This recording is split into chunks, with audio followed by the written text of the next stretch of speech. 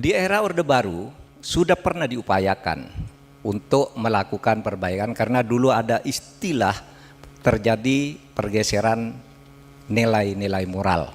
Sehingga waktu itu khawatir lalu didirikan P4, Pedoman, Penghayatan dan Pengenalan Pancasila, lalu dibentuk BP7 organisasinya. Tapi gagal. Gagalnya apa? Pancasila itu mengajarkan akhlak, tapi ternyata yang mengajarkan hampir semuanya tidak berakhlak. Tidak boleh korupsi, tidak boleh bohong, tidak boleh, tapi mereka korupsi ini yang mengajarkan. Sehingga dianggap gagal, lalu ada reformasi tahun 1998. Dicoba, diupayakan. Ternyata banyak orang munafik di dalam pemerintahan kita itu. Dia melakukan sesuatu yang salah tapi merasa tidak bersalah. Dia melakukan sesuatu yang jelas-jelas melanggar moral dan kepantasan dalam masyarakat tapi merasa tidak apa-apa karena katanya belum diputus oleh pengadilan bahwa dia bersalah. Sehingga dibentuk TAP MPR nomor 6 tahun 2001 tentang etika kehidupan berbangsa. Gagal juga.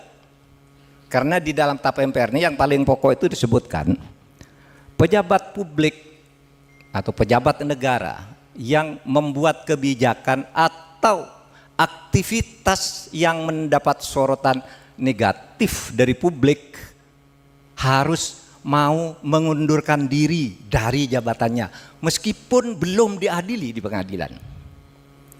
Tapi saudara tahu sejak tahun 2001 banyak pejabat publik itu yang tambah tidak tahu malu.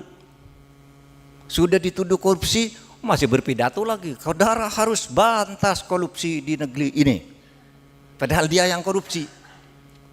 Ada orang dihukum begitu keluar dari penjara langsung saya mau jadi calon anggota DPR. Saya jadi calon kepala daerah.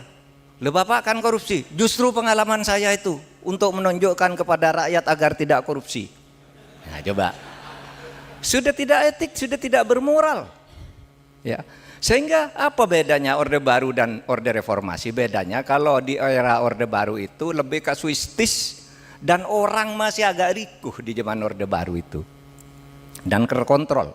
Korupsi, kolusi, nepotisme itu dikontrol semuanya oleh Pak Harto. Ya korupsi tapi terkendali. Tapi sekarang ini sudah lebih masif korupsinya, sudah ke samping. Zaman Pak Harto itu saudara, enggak ada korupsi di DPR, enggak ada korupsi di Pemda. Korupsinya di istana lalu dibagi melalui kartelisasi menurut istilah Pak Sukidi tadi.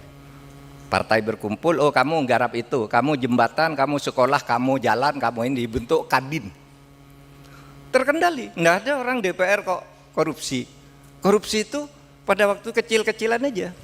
Tapi sekarang saudara korupsi itu dari istana ke DPR, Mahkamah Agung, Mahkamah Konstitusi dan seterusnya sampai ke pemerintahan daerah.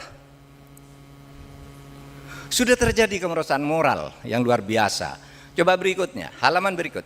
Saya cuma punya 3.